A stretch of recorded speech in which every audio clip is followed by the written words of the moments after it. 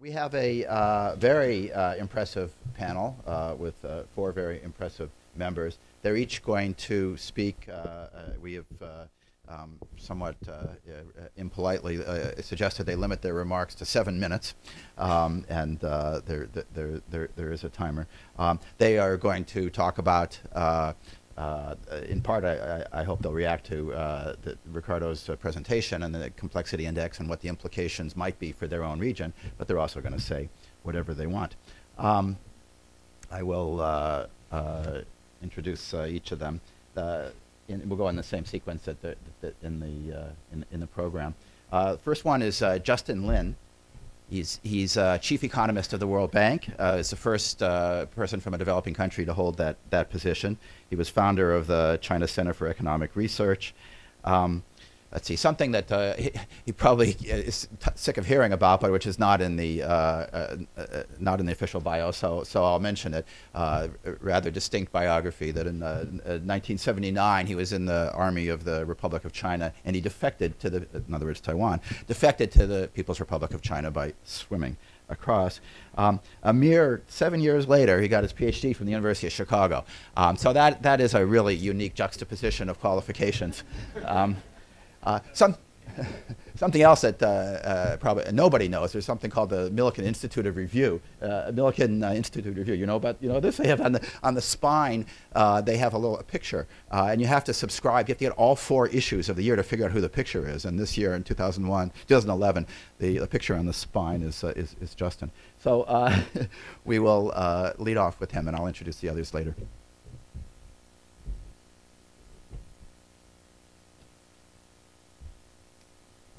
Well, thank you very much for the very nice introduction, and it's quite an honor to participate in this panel. And according to the guidance, I should first cover the global trend and to look into this ranking, its implication for the country that I'm concerned about, for the country I have expertise. Regarding the global economy, we know that since the crisis erupted in 2008, the global economy has been recovering on a dual track. Developing country grew much faster than the high-income country. For that, we all know. But I'd like to mention, since August this year, there are some kind of new trend, new phenomena. The first one, certainly, like the US, the unemployment is still very high. And the European country, their growth was lower than expected. In addition to that, we hear a lot about the debt crisis and so on. And in the past, since the crisis occurred, what happened in the high-income country did not have much impact on the growth of the developing country. But since August, some kind of contagions started to appear. And it reflects in the decline in the equity market in high-income country, and a similar degree in the emerging market and other developing countries. And also, the sovereign debt spread in the emerging market also increased substantially. And when the debt crisis and so on,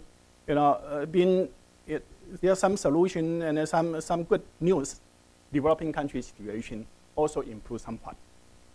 And this has some implication. How come all of a sudden, since August, this kind of contagion occurred?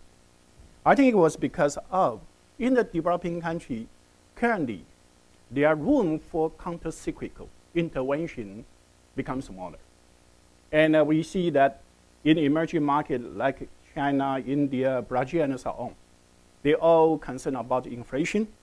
They're concerned about the overheating. And so under this situation, if the global economy, especially in a high-income country, there are some kind of unexpected large collection, then the developing country, their growth rate will also be affected. And because of this new phenomena, the World Bank, IMF, they all adjust a little bit for their growth forecast. And according to our forecast, the global economy in 2011, the high of the growth can be 2.8%, and the low estimation can be 2.4%. And for the high-income country, the growth can be 2.2%, but it can also be as low as 1.2%. For the developing country, the growth rate can reach 6% this year, but it's still a huge unexpected adjustment.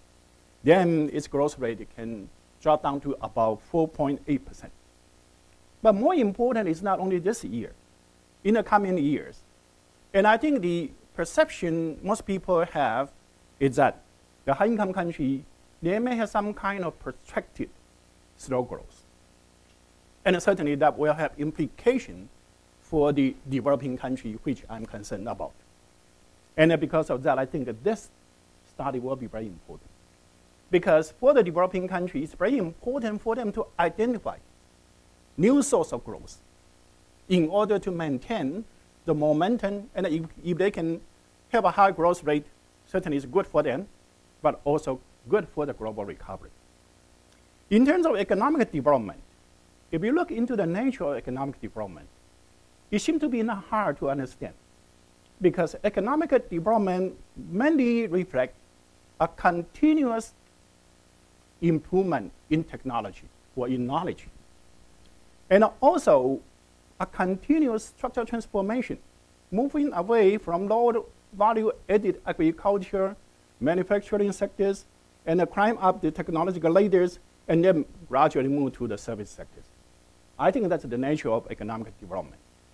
And this kind of development, we know, occurred mainly after the Industrial Revolution, because before that, even in the most high-income part in the European country, before the 18th century, the average annual growth rate of per capita income was 0.05%.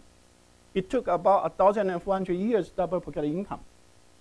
And after the Industrial Revolution in the first century, per capita income increased about 1% per year. It took about 70 years to double per capita income. And entering into late 19th century and 20th century, in the high-income country, their rate of per capita income increase was about 2%. In 35 years, they can double their per capita income. But for the developing country, which I'm concerned, similarly, certainly, in terms of nature, is continuous technological upgrading, structural transformation. But if a developing country know how to develop their economy according to their competitive advantages, they will be competitive. They can accumulate their factor both in knowledge, in human capital, and then they can upgrade their industries. When they upgrade their industry, no matter it's in the technological improvement or structural transformation, they can have an advantage of backwardness. And by that, if a developing country can do well, they can grow at 8% or more continuously for 1 decade, 2 decades, 3 decades, and catching up the high-income country. And yes, we observe some developing countries in East Asia, starting from Japan, Korea, and then China, Vietnam, and so on. Now, they were able to do that. However, the question is that, how come only a small number of countries were able to benefit from this kind of knowledge accumulation from high-income country and its externality to the developing country? So from that aspect, I think that the new study by Ricardo, by Caesar, the economic complexity index can play a very important role. Because this index, this ranking, show, first it measure what the country produces. And then it also show what the country produce matters.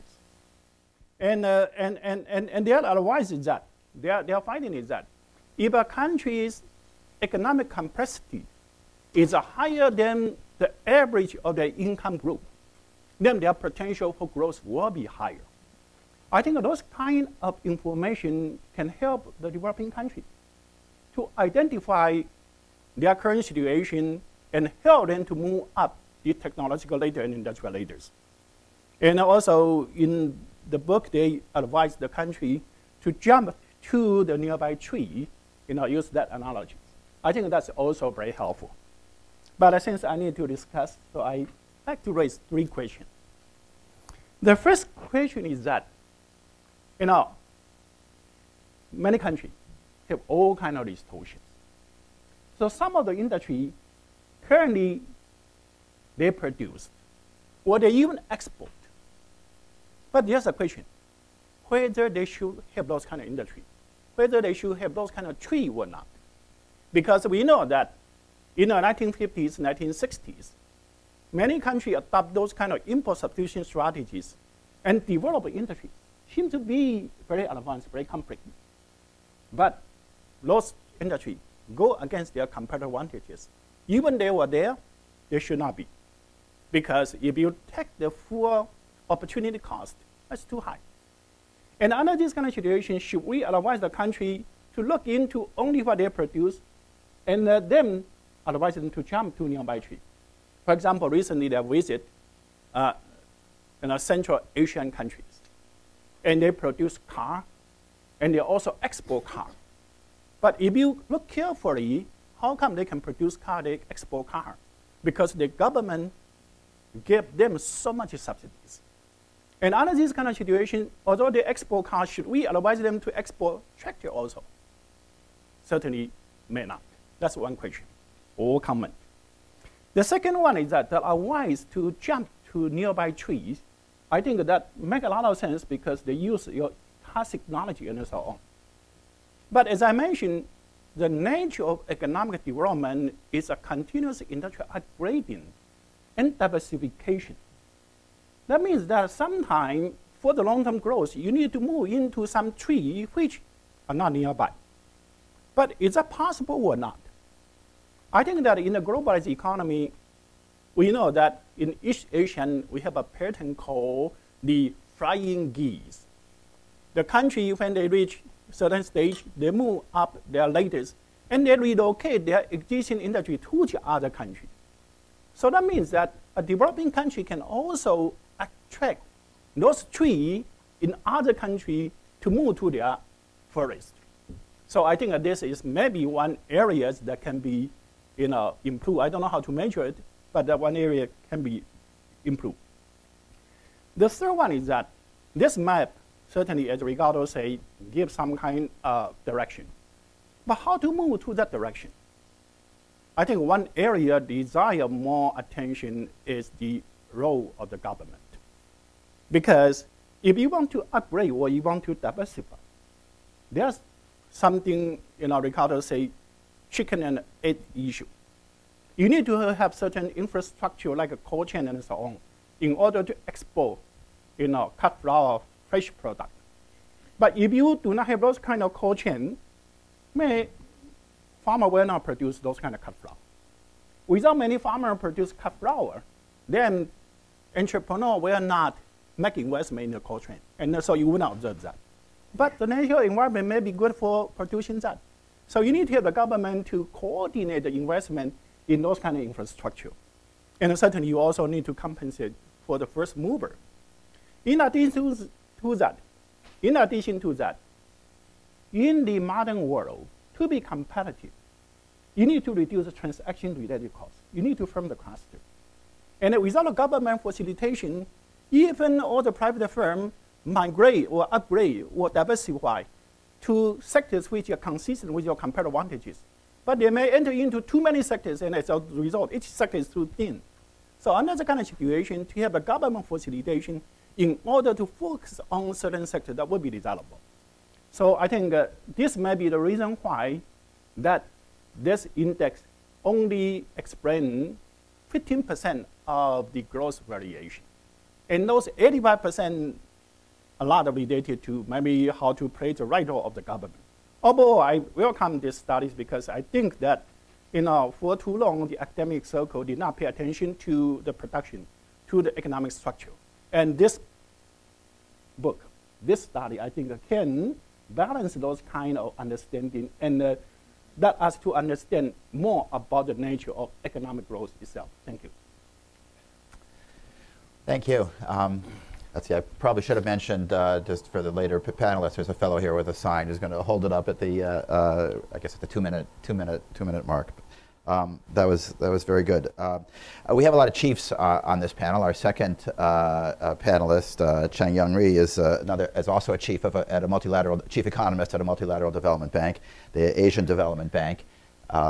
He previously worked in the government of South Korea, the Republic of Korea.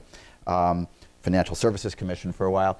Next week, we're going to be reading headlines out of the G20 summit in Cannes, France, mostly about whether these, poor financial countries in Europe suffering from financial crisis can maybe be bailed out by the by somebody or other. Anyway, a year ago, the G20 summit was in Seoul, Korea. It was the first time that the G20 summit had been held in a country and presided over by a country that was not a member of the G7. And CHANGYONG was, were you the Sherpa? Is that the right? But I mean, the title is Secretary General of the Presidential Commission of the G20 Summit. But that would be the Sherpa position. For anyone who doesn't know, the Sherpa is this wonderful term we have. We don't have many wonderful terms in international economics that are colorful, but the idea is the Sherpa is the one who helps the leaders get up to the summit.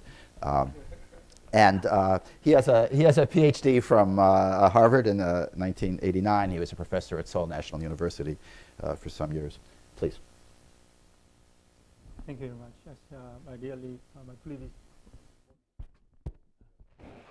It's my privilege to be here, and thanks for Professor Hausman for giving me this opportunity. And I comment first his team's great effort in coming up with this important research agenda. I'm really deeply impressed with the extent and integrity of the data work. I know it's how hard it is. And as I'm requested to comment on his work and his team's work from a policy maker's perspective and regional policy maker's perspective, I just briefly want to comment on three things. One is that this study has lots of implications for industrial policy. And I think that the key message from this study to the probably policymaker is that not all products are the same consequence for development. And it's a really sophisticated product that has more influence on the development. And it has, academically, it has also important implication for our thinking about increasing return to scale.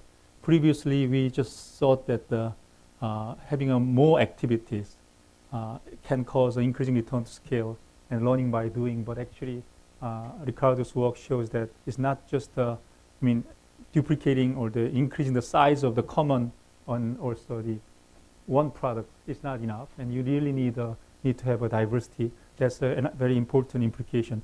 So the emphasizing that all products are not the same is quite a significant departure from the conventional economic thinking, and I commend him to add a new product space for the traditional economics. And having said that, I think this study has a rich implication for industrial policy, and I hope that you can have a presentation in Korea. You will be famous and you will treat like the king in Korea, because this is exactly what Korean government actually emphasized and advertised. When the Korean government is famous for relying on industrial policy for their fast growth, and whenever they justify their approach, they say they choose the industry. They actually target the industry with which has more potential for vertical integration. So we have more linkage with others, and that's what the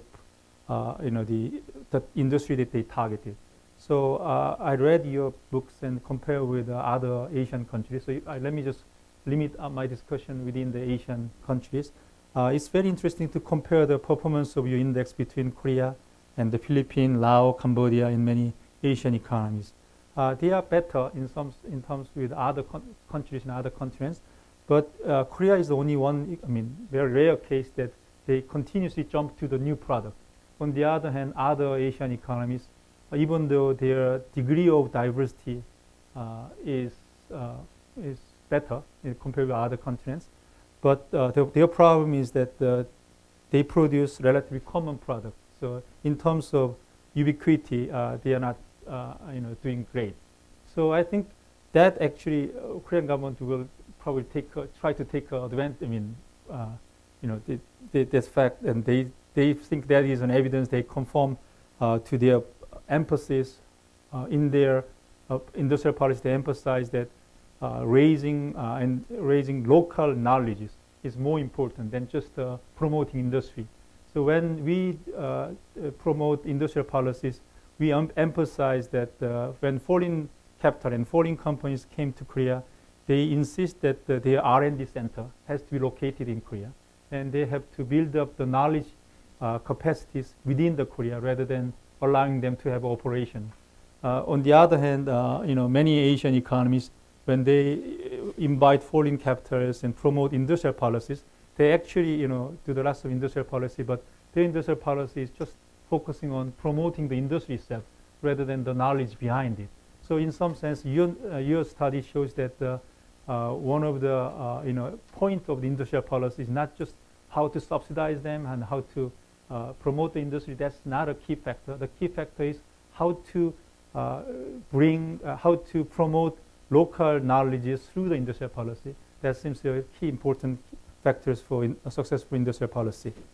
My second point is that having commented the industrial policy in Korea, I also want to emphasize that looks like your study also suggests the difficulties of the industrial policy in the future for some Asian economies.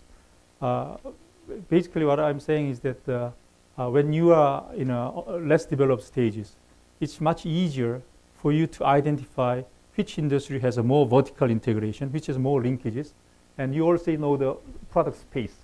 So it's very easy to choose the industry which is near to your tree, and we just discussed, and then mobilize the resources and promote that industry and increase the local knowledges.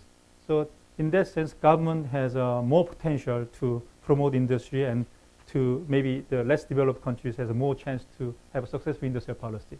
But once you become above the middle income and high income stages, and then product space itself, you are on the frontier. So you have to create the new product spaces, and then maybe creating a new product space may require more risk investment. And then the natural question is whether the government is more equipped and much better, better than the private sector to promote and to expand that product space. Maybe the answer may be different. So the past success of industrial policy does not necessarily mean that the future success of industrial policy. That seems to be an important implication. In that regard, I find that in your analysis, you take this population of the product space is given. But probably, as the question raised during your Q&As, product space in 1960s may be smaller than the product space in 2008, right? Then I'm very curious. Which countries actually contribute more to the creation of this product space rather than just catching up to the frontier. So by analyzing those countries who are very successful for adding more product spaces, that may give that may be a very important implication for the future success of the industrial policy, and that may have a very important implications. And lastly, I think I agree that this study may be a good indicator, predictor for the future growth. But on the other hand, when we talk about what determines the differences on this economic complexity index, still the answer is not that clear to me by just reading your book. What I'm saying is that when I look at the Asian economies, and you say most Asian economies in the next 20 years or 30 years, economic growth will be higher. And when I look at their indices, for example, in 1960s, 64, many Asian economies indices are quite high, India and China and Korea.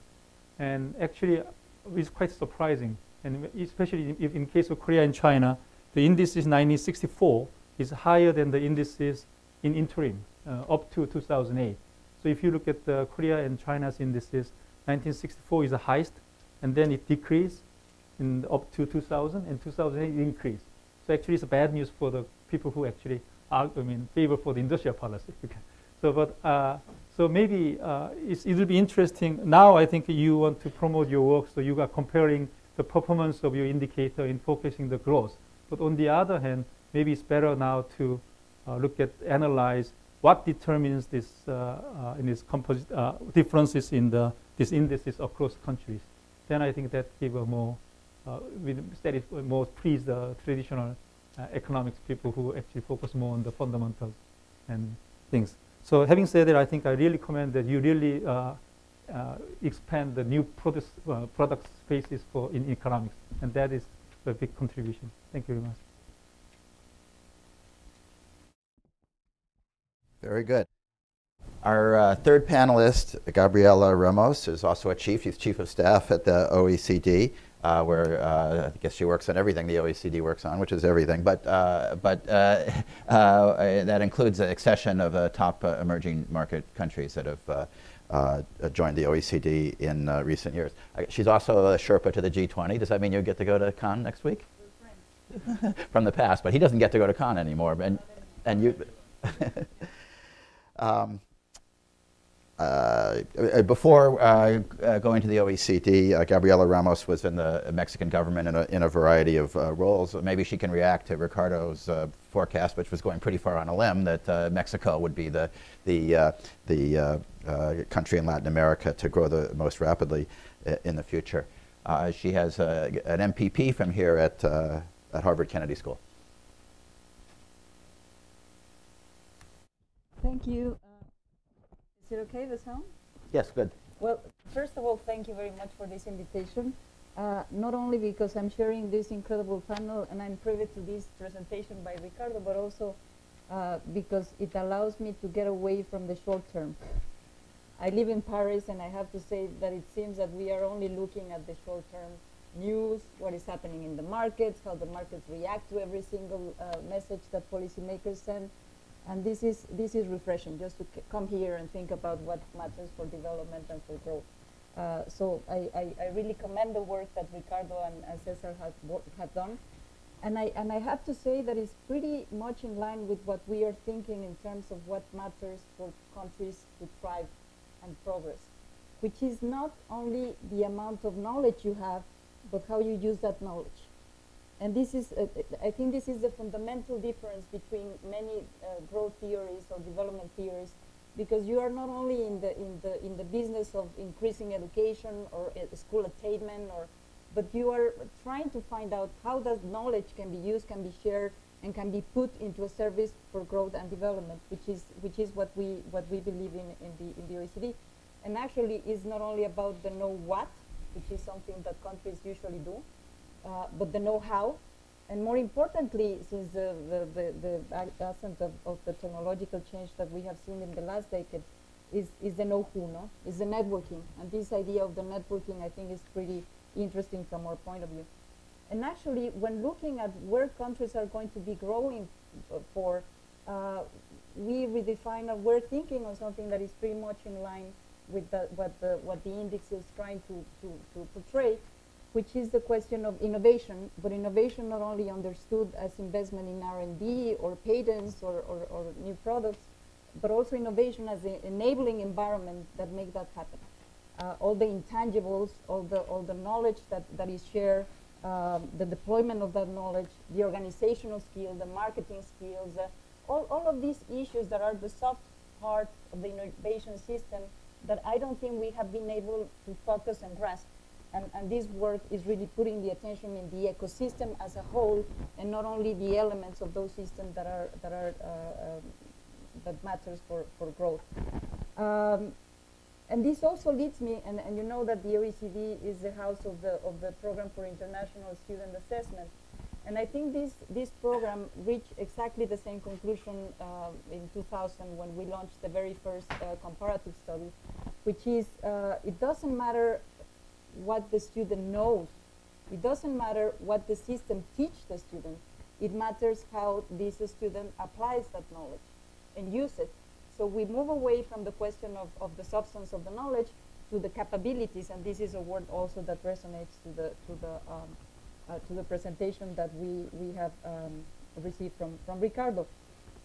Now, I was asked in my invitation to talk about Europe.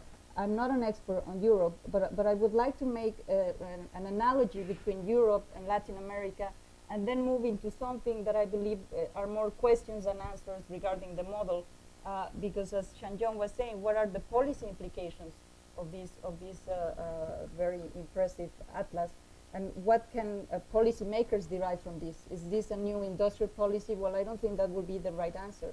It's just to pick up the winners. I don't think that will be the right answer. It's just how are the conclusions that we need to grasp. In Eastern Europe, I have to say that we have seen a very a great process of convergence. and catching up since the fall of the Berlin Wall. And this is partly because of what they have, but this also partly because of what they acquire with this change in circumstances. First of all, because you know they have been at the heartland of the very industrious Europe. Central Europe has always been an industrious region, and they have been benefiting from an entrepreneurial spirit, and this is part of the whole set of countries that are located there. But I have to say also that they benefited from a high level of human capital when the Berlin Wall fell. And this put the situation in a much more enabling environment. But third of all, and this is pretty important, everybody thinks, oh, but you know, they receive a lot of funds from Europe. These are structural funds that go to the lagging regions and build up infrastructure and invest on the things that matter. And yeah, they receive all these funds, but they also receive the governance technology that was transferred with that funds. Because to become members of the European Union, they have to renew all the regulatory framework, and they have to get closer to the communitarian acquis in terms of competition, in terms of innovation, in terms of systems. And so it's not that they just grab this knowledge and try with it, but it's important to know that these circumstances help them to be in a much better position to continue this catching up. But I would like to emphasize one element that I don't know how we can plug into the atlas, because this is a question of the sustainability of the model we will be looking for and the policy issues that we will be recommending or coming from these kind of studies. These were actually very equal societies. No wonder coming out from communism. But the basis in which they started to grow was a very equal basis. Korea, for the same matter, when they started growing, they started with the land reform that really put the whole society in a much more equal basis. My concern with the questions we're leaving, and this is something that we need to reflect in the case of Mexico. I'm very happy that Mexico is appearing as with these very impressive growth prospects. I don't know how sustainable is that in a highly unequal society, where growth only goes into the highest deciles, and it doesn't trickle down into the whole population that are the ones that should be embedded with this knowledge and with these capacities to thrive. So I see a limit in terms of predicting just moving to the diversification of process if you just go and look at the structure of the economy and it's just really locked into this dual economy in which you have a very low skilled workers dedicated to low skilled activities, and then you have the more sophisticated and investments that go to the high tech and they compete with no matter which company in the world. So how you make the case to really enable all the society to benefit from this growth. And next, in early December, the OECD is going to publish an inequality report. I love the name because it puts something like divided we stand. The data that this report includes did not reach into the crisis. It finished it in 2007 because it's a comparative study. The problem is that what we see is that even in the most advanced economies, inequality before the crisis increased, and increased within the firm, increased between the wages that low-skilled workers earn compared to the management people, and increase among industries. So this is something that we need to think about it. And we're really concerned about the message because when I was looking at the results of this study, I found out that technological change was causing increased inequality. Very high competition was increasing inequality. Globalization, flexible labor markets, and all of these things are things that we believe in. So the fact is that how do we help the very low-skilled workers to thrive and benefit from this, from growth and development? And just underlying this, the sustainability of the models, one issue that I don't know how you can interject in the atlas is the question of the stress in the environment. and the green growth aspect of this issue. I don't think we can continue ignoring the limits of growth coming from environmental restrictions. The fact is that if we go into just saying go for more diversified products, go for more sophisticated way of production, I would really add go for break the dependency path for certain technologies that are polluting and that have proven that have high stress on the environment. And this will complicate life, I know, but this is something we need to do because we cannot just go on discussing the impacts of climate change and the limits to growth and just continue to move the ladder for the technological path that has been already proven to be so stressful for the environment. So yes, produce growth, but how do we induce some policy or normative aspects in this growth that could lead to much more friendly or environmental friendly growth policies. And finally, of course, the limits, and you have mentioned, Ricardo, the question of the atlas is already complex. So I would not say let's make it more complex. But the fact is that if you look at trade, the kind of indicators that we have for exchanges among countries is really limited. We are now working in the question of value-added trade because when you see all the distribution of tasks for making one product among countries, this might be accounted in the model, but still is much more complicated because sometimes you have intra-firms, sometimes you have different parts of the system doing different parts of the product.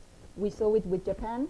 The fact that they shut down these industries had a huge impact because they were suppliers of inputs to produce to electronic products. So this is one issue. And the other issue, of course, it has been already mentioned, the trade in services. It's not services as such, because we know that 3/4 of advanced economies is based on services, but we need to have much better information in the trade in services among countries and how you input that into the whole analysis. Thank you.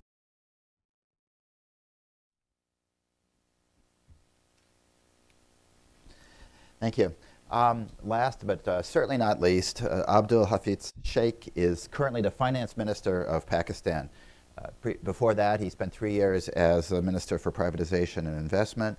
Earlier, he was in the government of Sindh province as Minister for Finance and Development. In between, he did a stint in the private sector, a partner in an international private equity fund called New Silk Route, and it sounds, I think the name of the fund conveys the idea of equity investment into new routes in Asia. His economics PhD is from across the river, I think, BU, is that right? Boston University.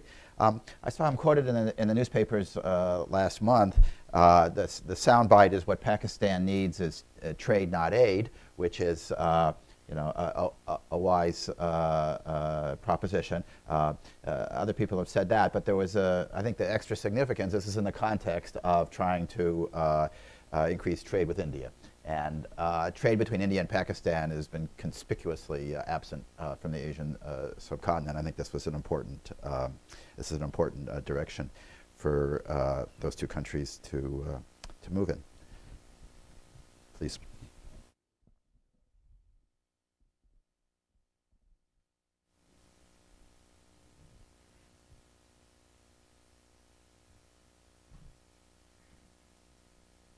Thank you. Let me start by thanking Professor Hausman. I think this has been a great event, and thank you for giving me this opportunity. I feel honored. I also thought I should come here because I was assured nobody will ask me for any money, which they always do in any event I go to in Pakistan. And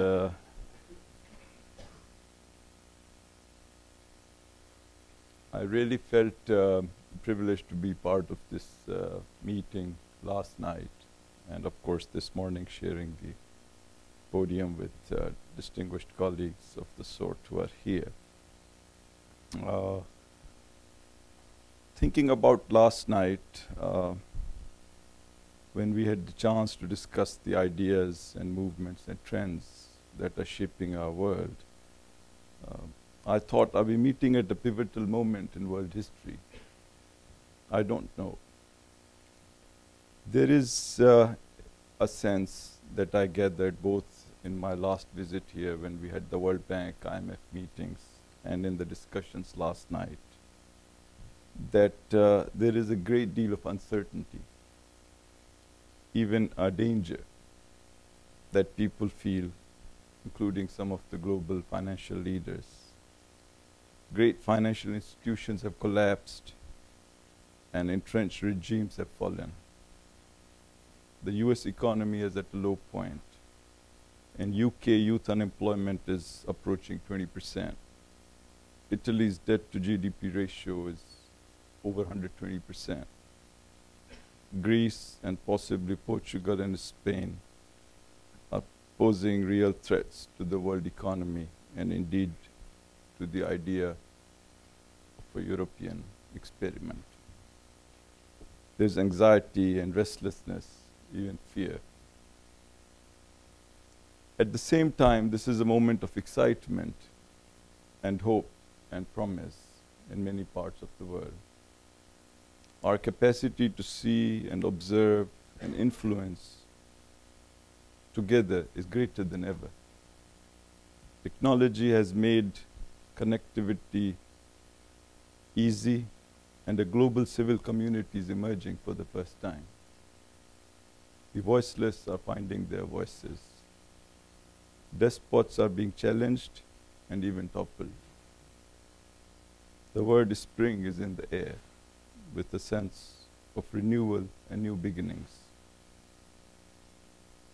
And the people are resisting abuse by political and economic power. The quest for dignity, the basic human longing, is beginning to find new forms of fulfillment. Where will it all end up? It seems to me that we live in an age where there are a lot more questions and a lot fewer answers. Is this abnormal time, or is this the new normalcy? I don't know. Where will the Arab Spring and so on lead to? I think I will simply repeat an anecdote attributed to Premier Zhou Enlai of China when he was asked about the impact of the French Revolution on human history. He thought for a while and then said, "It's too soon to tell." Whatever the case may be, the issue we are discussing today is underpinning and is fundamental to the anxieties as well as the sense of hope that the world shares at this moment. Because you're asking fundamental questions. Why are countries going to do well, or why they will not do well? What makes some do better than others? I think as a student of economics, if we look at the past 50 years, and people have done this and asked themselves the question, that we all roughly started at around the same time after the Second World War, and why is it that some got ahead and others were left behind? And in my view, we have tried to answer it by saying that there were three reasons why some countries got ahead and others were left behind. First, countries that invested in their people got ahead. Those that did not invest in their people were left behind. Thus, you cannot have developed countries while having underdeveloped people. Knowledge and capability is important. Second, countries that found a way to do business with others, countries that found a way to sell their products to others, were able to get ahead, while those that could not were left behind. So alliances, networks, partnerships, exports, producing the right things and finding a way to sell them. That was important. Third, countries that struck a good balance between the entrepreneurial role of the private sector, the markets, and the regulatory role of the government got ahead. And those that went excessively towards a greater role for the government were left behind.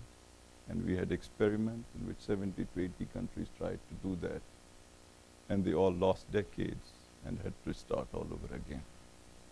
So these three great lessons of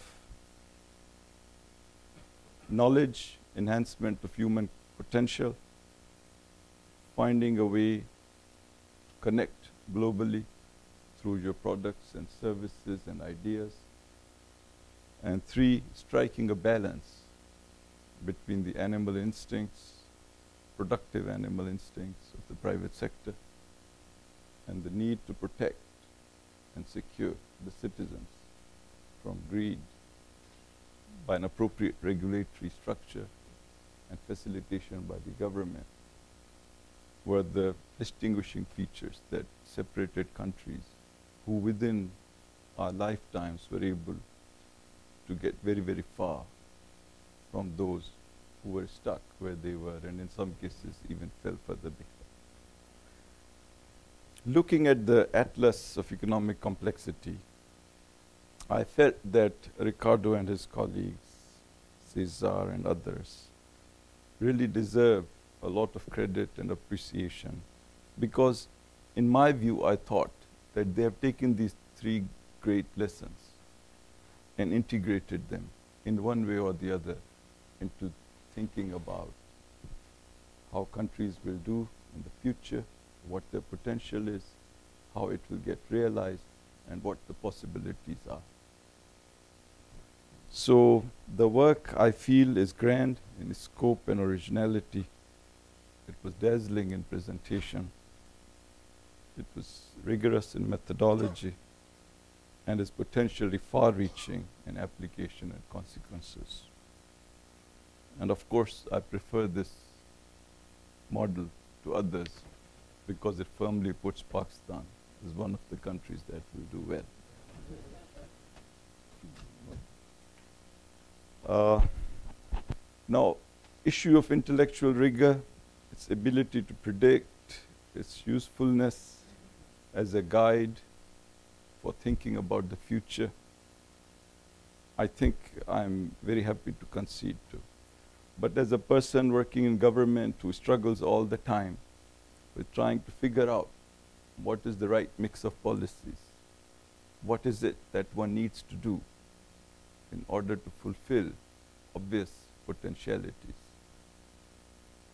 I am looking and I'm struggling a bit, and I would like to throw up some thoughts for guidance and learning from the leadership that is here. The first question is how to get more person bites. Where does it come from? What is the appropriate design of policy in order to secure that? Second, how to convert person bites into more products. What institutional arrangements are required? What sort of incentives need to be structured? Who will design those incentives? And to go back to a point that has been made, how to strike the right balance between the private sector, who will perform much of the work of entrepreneurship, of thinking about new design of concepts, about execution, about finding markets, about making international alliances, and the role of the government, which will regulate them, which will ensure that the benefits of growth are shared by large segments, and that the society as a whole will benefit. This is a very important question, and I think some sort of guidance on this will be helpful. And the fourth point is about how does one choose? If you have the capacity to make almost everything, how do you choose from that capacity the subset of things or products or items that you should actually produce. Merely having the capacity to do everything does not mean attempting to do everything. So how does one go about making those choices? Couple questions to Professor Hausman and others. On resources, it seems to me that perhaps the role of resources needs to be rethought. Because by focusing on exclusively on oil, we may miss out on what is it about some countries that possess vast amount of resources, mineral resources, but they are unable to extract them. They are unable to secure the international person bites to get those things out of the ground, and they remain mired in a state of poverty in the midst of all these resources, whereas other countries have been able to benefit. So the question of why is it that certain resource-endowed countries are able to benefit from those resources while others fail to do so? How does person bite figure in it? And on Pakistan, finally, we have had interesting episodes in our history where we have achieved growth rates up to 8% in the 60s, in the 80s, in the 2000s. And these growth spurts have lasted for 5 years, 4 years, 5 years, but have not been converted into long-term trends. And this is the general point that I want to make, that why is it that certain countries never miss an opportunity to miss an opportunity? And what makes those switches possible? After all, China always had this great potential. What was it that allowed Deng Xiaoping to convert this potential into a real possibility? And why is it that for 40, 50 years, Pakistan's growth rates on average were higher than India's? And then in the last decade or so, the reverse has proven to be true. What are the triggers? And how does one achieve? And then once the triggers have worked, how does one sustain for a longish period of time the policies and the results? And finally, a point that was made last night and has been made here, but I think needs to be made again, is that growth is a good thing provided it is shared. And again, Pakistan has a bitter history about it, which we like to remember, because in the period of our highest growth in the 60s, it was not evenly shared and led to the breakup of our country. And this is a story, I think, from which we can learn, and we need to learn, and is a tale worth telling repeatedly. So thank you once again for inviting me here, and I'm looking forward to getting more educated and inspired. Thank you.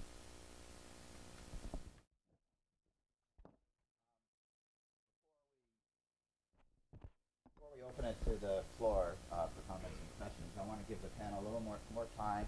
If anyone wants to comment on what any of the other panelists have said, or to formulate questions for Ricardo. I mean, some of these you've already had, but I'm going to then give Ricardo a chance to respond. So if you could have a little bit of give and take here. Does any of the four of you want to comment on what someone else has said, or to ask a pointed question to Ricardo?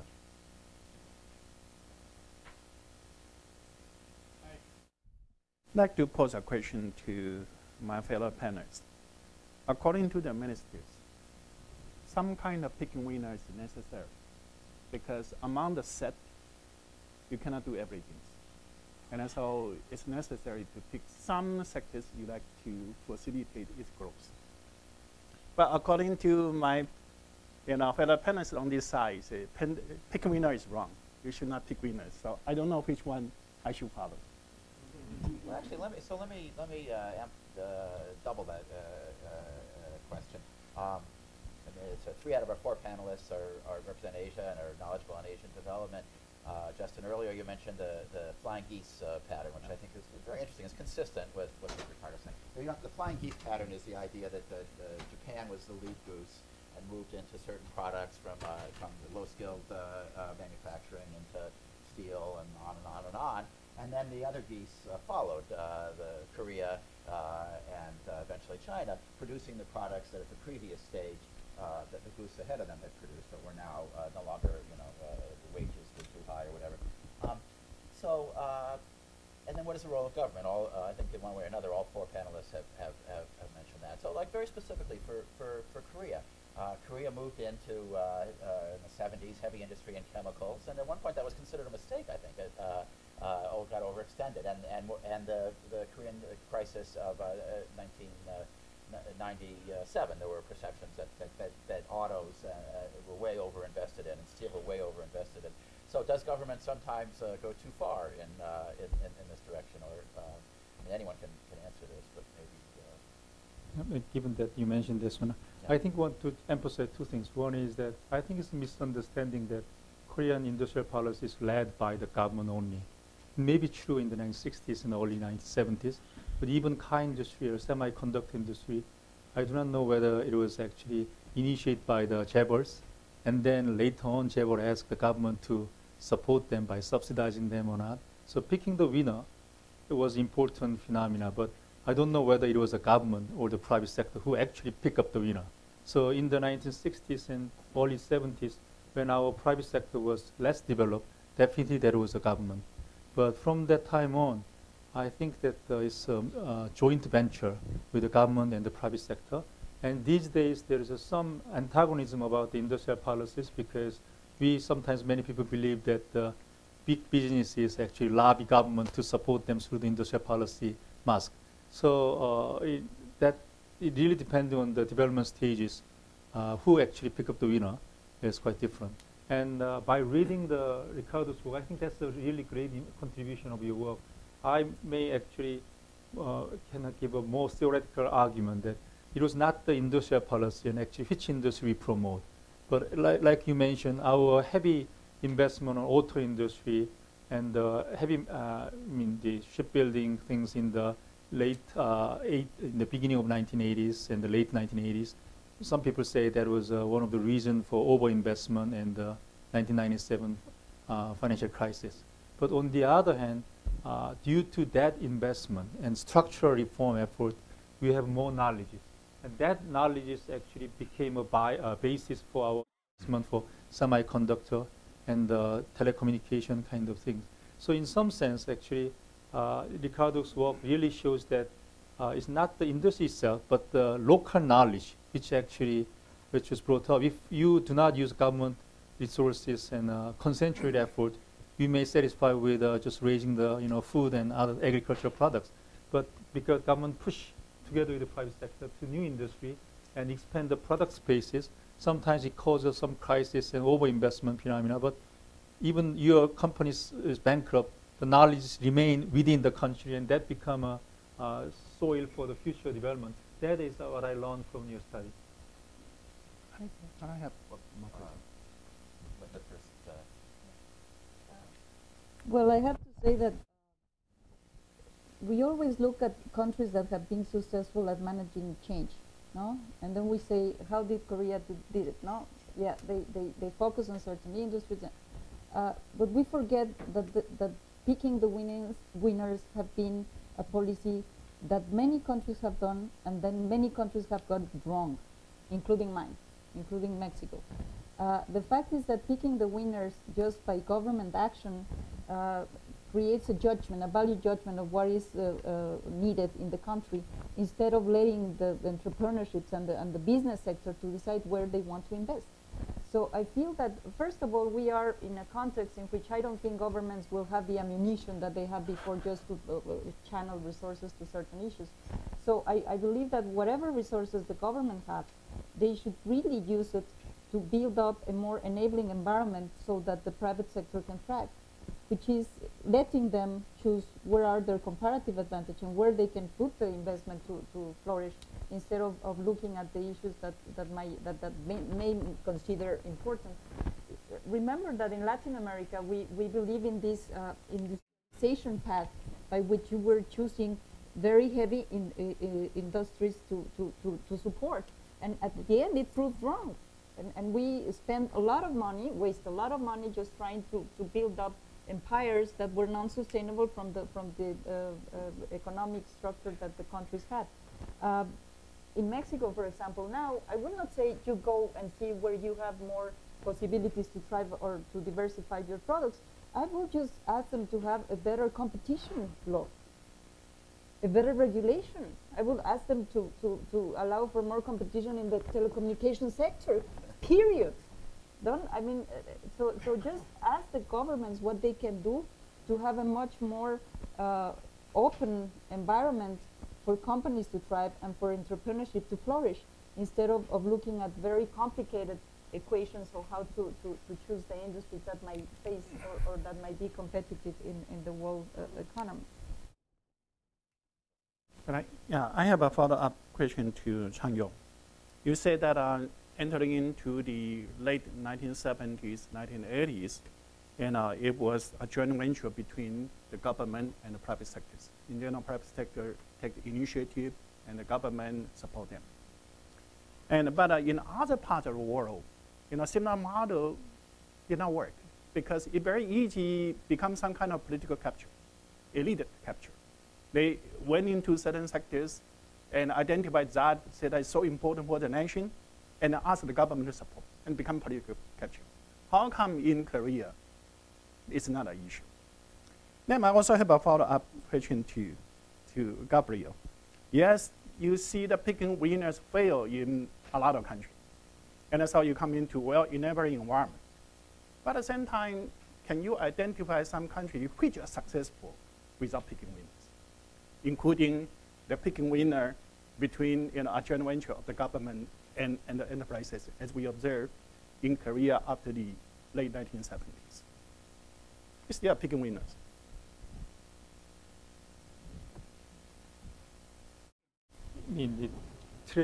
Conventional wisdom and answer is that Korea used the export market as a litmus test for which industry is competitive.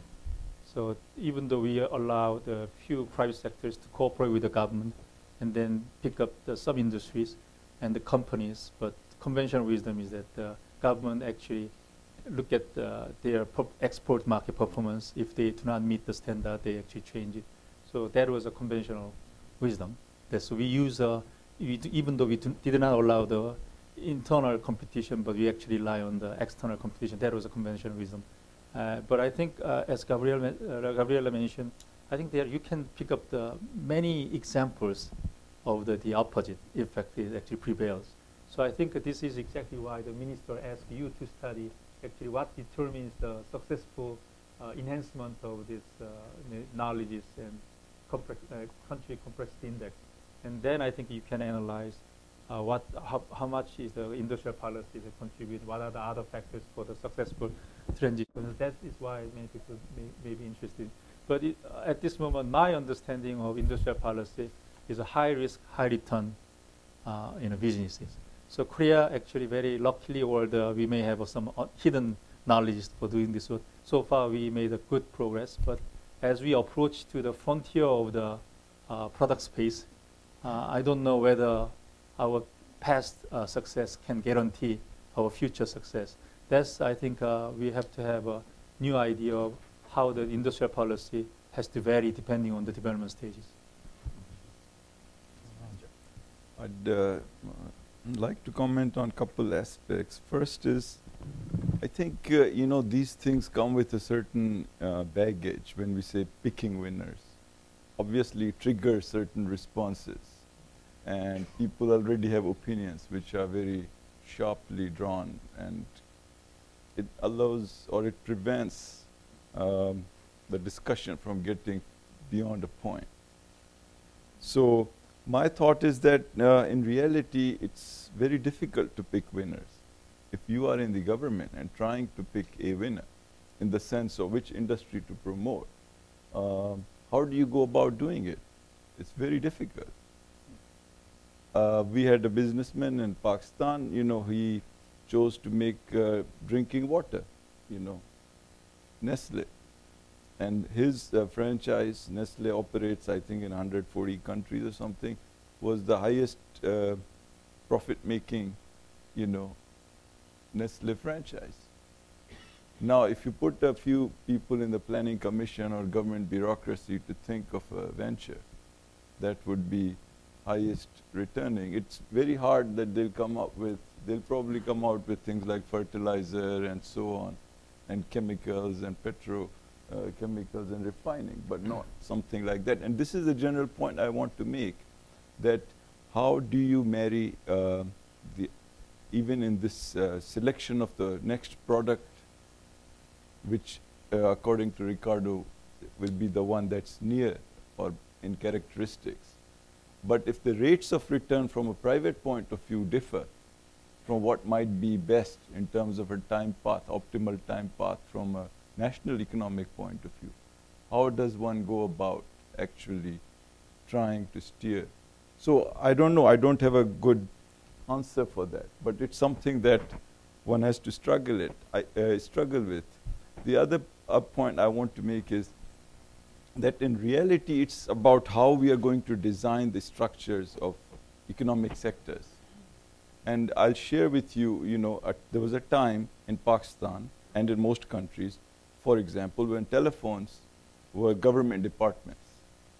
The telephone was owned by the government, the regulation was done by the government, the management was done by the government, and policy making was done by the government. So the minister was the policy maker, the regulator, the owner, and the operator. And I remember that I used to be in Boston, and I went to visit a friend of mine in Karachi. This is a story I like to share. So, and it was the day of his daughter's wedding. And we were sitting together, and suddenly the doorbell rang. This is, something like in the 80s, early 80s. And there was a lot of excitement, and they said that the telephone people have come.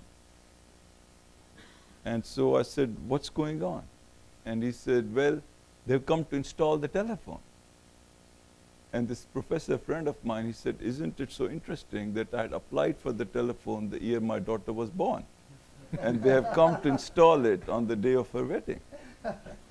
And so I thought to myself, that it took 20 years to get a telephone, which was common in many developing countries at that time. And I knew countries where it took 20 minutes to get it. And Pakistan transformed its telephone sector. They had a new regulatory body. Minister could do only policy making. The company was privatized, so management was in private sector hands. And most importantly, it was opened up to new players. And 4 or 5 new players came. And in Pakistan, you could get the phone in 20 minutes. In fact, you could get it in 20 seconds. In fact, people were running after you to get their phones. And so the issue is, how do you reorganize the economic sector? And as Gabriela made the point about injecting the notion of competitiveness into the scheme of things. And that is perhaps a superior way of picking winners, rather than having government committees sit and try and decide which will be the industry to pick and then support them through subsidies or tariff distortions and so on. Well, I think I have we just, move on. But I have just to add something, because Justin just made this very challenging question. But the fact is that he was the one that brought to the conversation the role of government. And I have to say that we have been into a pendular movement in which everything was financed by the government, everything was covered by the government, and then we went into the 90s and the government should just abstain from the economic dynamics. And I think we're coming back to revalorate the role of the government, not in terms of exactly deciding whether you build up computers or planes or telephones, but in trying to channel productive investment or trying to channel national investment into areas that would enable the entrepreneurship to flourish. No? So if you ask me, yes, I believe the government has a role to play. It might also help the country to address bottlenecks in terms of infrastructure, in terms of human capital, in terms of the workforce training. But it really should have should avoid from really getting into deciding which sectors are the most privy to win. And just let me tell you, this gets you what you exactly said, the capture, which is so terrible. And I've seen it in my country. When they decided to privatize the telecom company, they said, no, it has to remain as a monopoly because we need to ensure that they invest and they have made all these network connections and they are almost an infant industry. And well, guess what? No? Now it's impossible.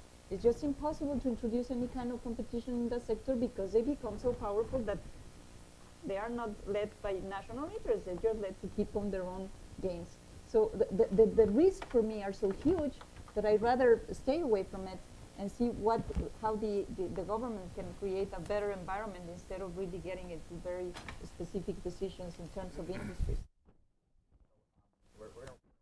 We want to have some questions for the floor. I want to give Ricardo a chance to respond. But also, let me try to channel some of this to Ricardo. I mean, I know there are a lot of people who are allergic to the word and idea of industrial policy, picking winners and losers. I know Ricardo is allergic to the people who are allergic to the word. And would you say that it's not, for present purposes, you don't want to talk about whether it's the government doing it or the private sector doing it. If you find yourself in the government, you're making important decisions. If you find yourself in the private sector, you're making important decisions. And this is supposed to help make those decisions, regardless of where you are in terms of long-term strategic thinking. Is that right? Yes. Let me say a couple of more. I think that we have a problem of language in this conversation.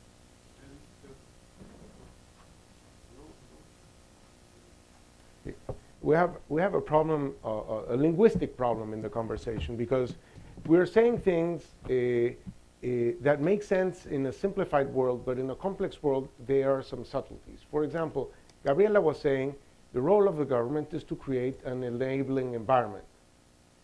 But the enabling environment is very sensitive to the product you're going to make. So it's not that there is a single enabling environment for the whole, for all the product set. So you mentioned the case of telecoms. That is a very specific regulation around telecoms. If you wanted, you might say, I'm going to generate an enabling environment, but unless there's a cold chain and rural roads, you won't be able to export fresh produce. And unless you have certified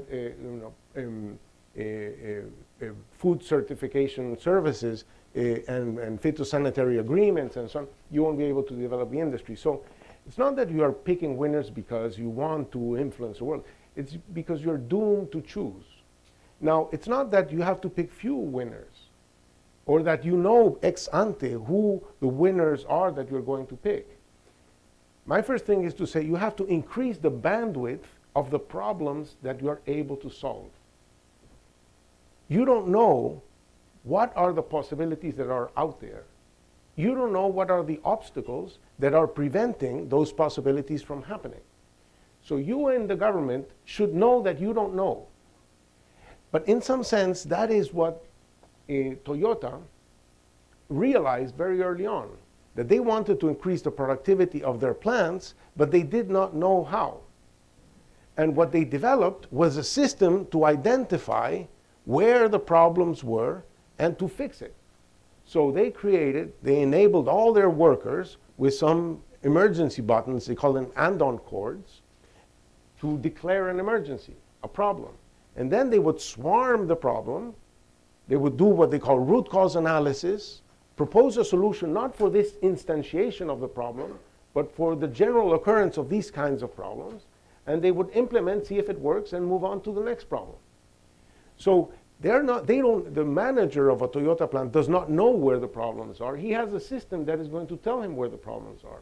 So what you want as a government is to connect to as many people who are doing things as possible to find out what are the obstacles that they're facing and whether these obstacles can be removed and whether not this particular instantiation of the problem, but in general. So Industrial policy is not a line item in the budget of the Ministry of Industry and Trade and a set of rules of who you're going to give the money to.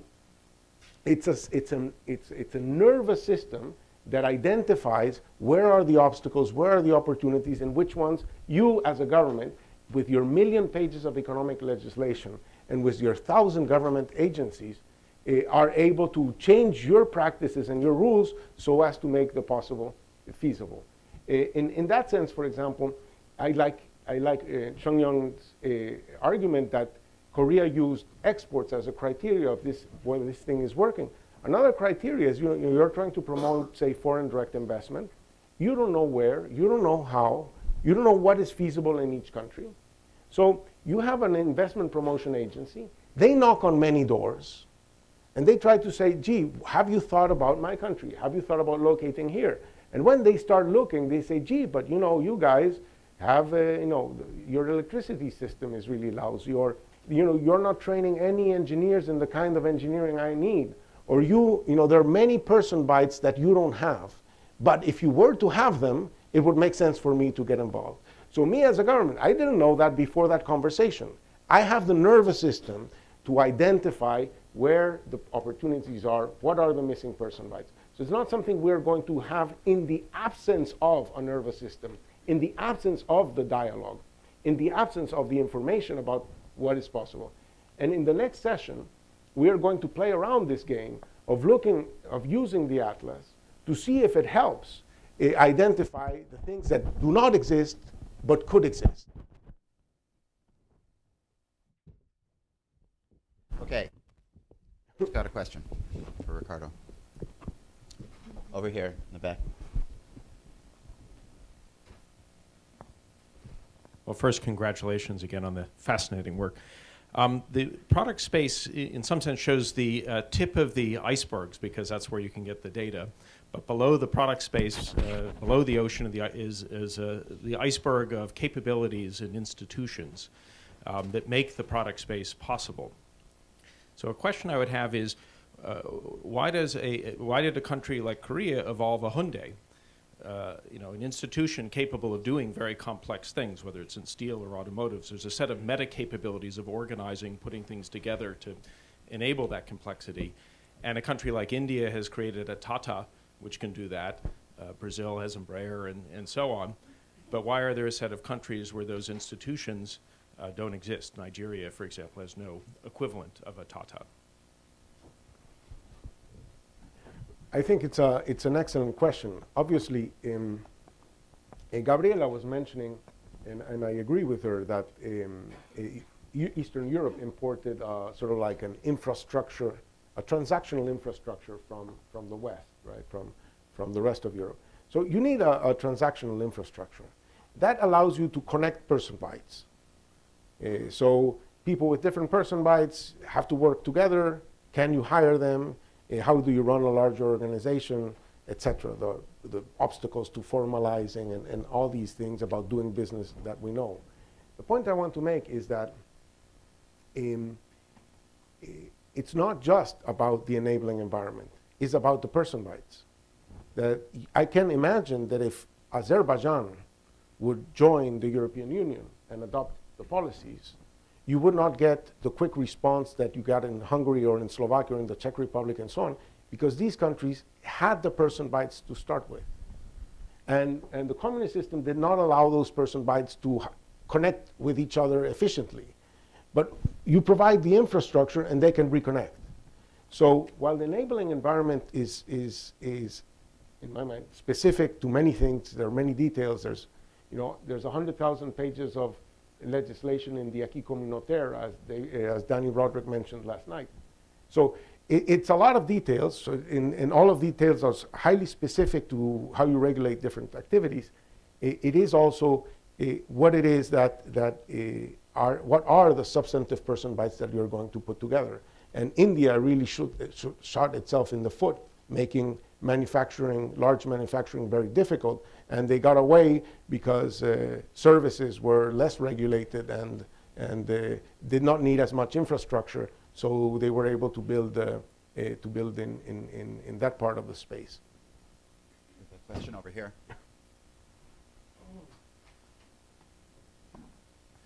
This is a question for Professor Hausman. I'm come from a northern coast or northern region of Colombia, and from the city of Barranquilla, and I work for I'm an entrepreneur, but at the same time I work for a Chamber of Commerce. Chambers of Commerce in Colombia are very active in economic development. We handle public registration, and the surplus of the public registration, we have to invest it in this type of activities. I'm trying to arrive, or I don't know if I'm going to arrive at a conclusion that looking at to what you have presented in terms of regions doing more of what they know how to do and doing it better and doing more sophistication. That's what you told us in Cartagena 45 days ago.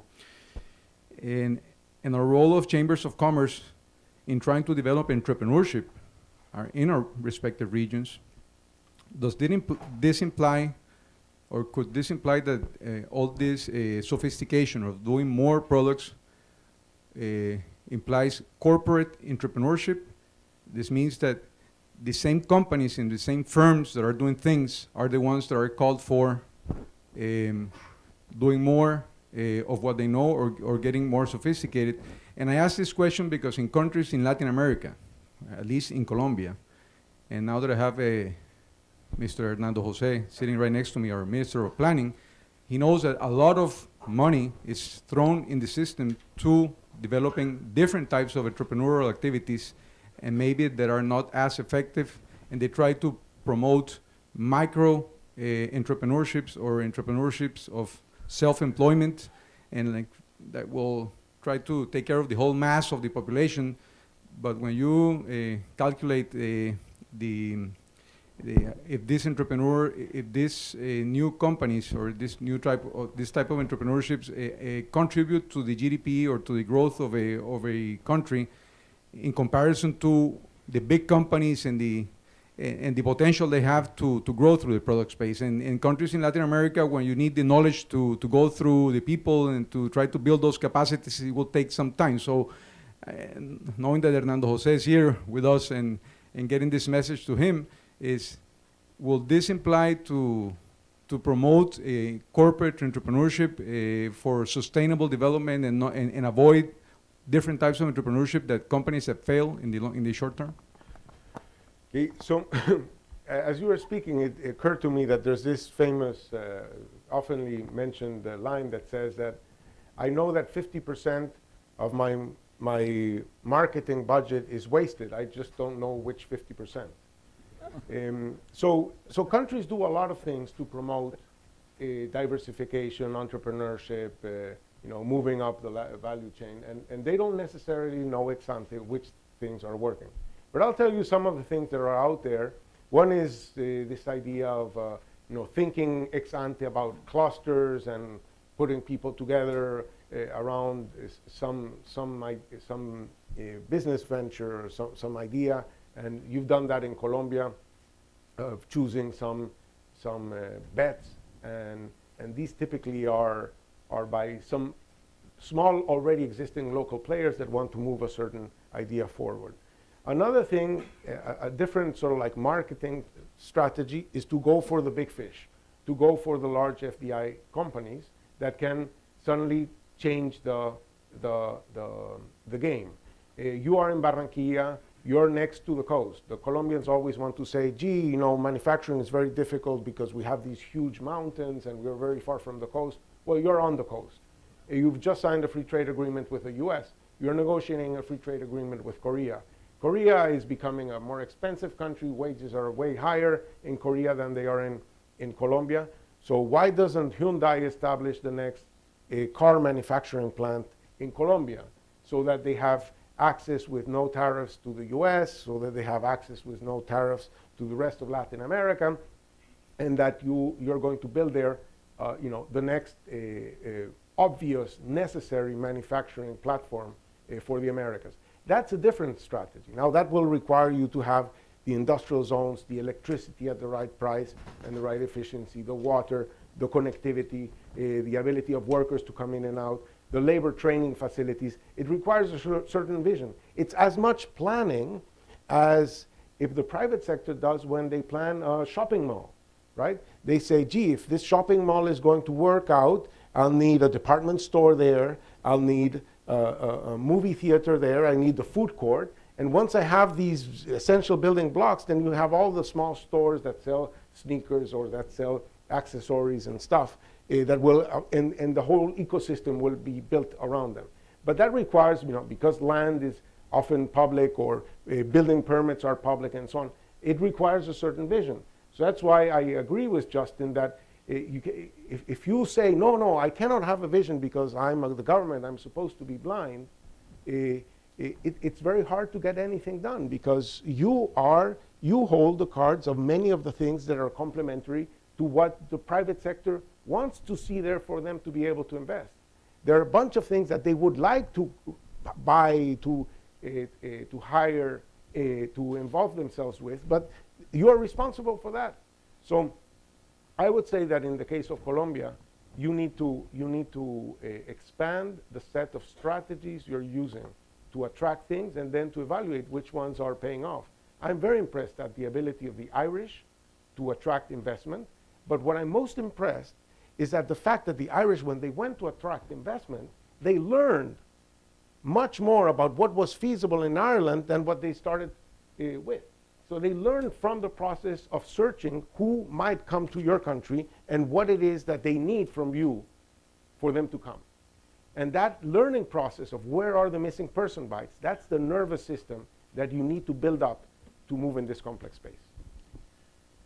Okay, we'll have time to discuss these issues more, but right now it's time for a coffee break. Please join me in thanking our panelists and Ricardo.